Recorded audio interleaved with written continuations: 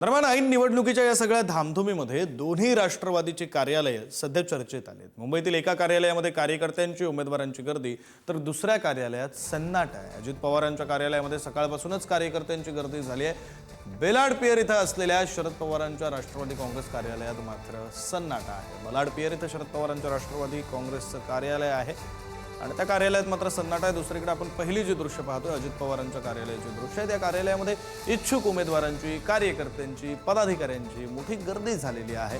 कार्यकर्त्यांची रेलचेल ये जा सुरू आहे। शरद पवारांच्या कार्यालयात मात्र सन्नाटा आहे। शरद पवारांच्या राष्ट्रवादीच्या मुंबई अध्यक्षा राखी जाधव या सुद्धा पक्ष सोडतायत। तरी दोन दृश्य, अजित पवारांच्या कार्यालयातली गर्दी आणि शरद पवारांच्या कार्यालयातला सन्नाटा। आपले प्रतिनिधी संदीप राजगोळकर आपल्यासोबत जोडले गेलेले आहेत। आपण त्यांच्याशी या संदर्भात बोलूया। संदीप, दोन पक्ष आहेत। खरं तर दोन्ही पक्षांचं नाव राष्ट्रवादी, एकाच ठिकाणाहून दोघांचा उगम झाला। मात्र आत्ताची परिस्थिती भिन्न भिन्न आहे। कसं विश्लेषण करायचं, काय कारणं असू शकतात?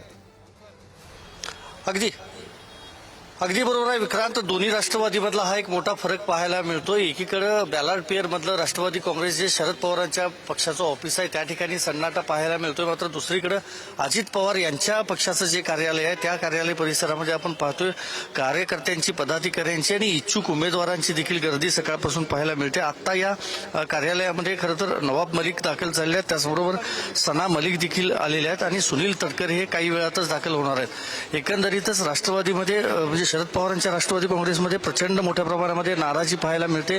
राखी जाधव ह्या देखील आज दिवसभरामध्ये भाजप प्रवेश करणार असल्याचं आपल्याला समजतंय आणि दुसरीकडे इच्छुक जे आहेत ते आपण आतमध्ये कार्यालयात पाहू शकतो की या ठिकाणी दाखल झाले आहेत आणि दुसरी यादी राष्ट्रवादीची खरं तर आज जाहीर होणार आहे आणि त्यानुसार त्या सगळ्यांना एबी फॉर्म जे आहेत ते देखील दिले जाणार आहेत। त्याप्रमाणे हे सगळे वेगवेगळ्या ठिकाणावरून हे सगळे कार्यकर्ते आणि पदाधिकारी जे आहेत ते राष्ट्रवादीच्या कार्यालयामध्ये दाखल झाले। त्यामुळे कुणाला नेमकी उमेदवारी मिळते याची सगळी धाकधूक जी आहे ती या संपूर्ण कार्यकर्त्यांमध्ये पाहायला मिळते। मात्र दोन राष्ट्रवादीतला हा फरक सांगायचा झाला तर एकंदरीतच ऐन निवडणुकीच्या काळामध्ये म्हणजे मुंबईची निवडणूक तोंडावर आहे आणि म्हणजे सगळ्या महापालिकांची आणि त्यानंतर जिल्हा परिषद पंचायत समितीच्या देखील निवडणुका होणार आहेत। पण एकंदरीतच जर परिस्थिती पाहिली तर दोन्ही राष्ट्रवादीतला हा फरक पाहायला मिळतोय।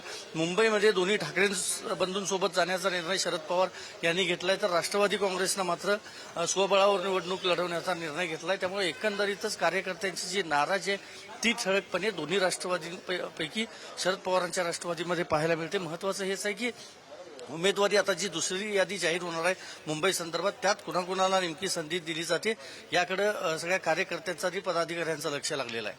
विक्रांत, बरं, धन्यवाद संदीप दिलेल्या या सगळ्या सविस्तर माहितीसाठी आणि याद्यांकडे आपलं लक्ष असेलच।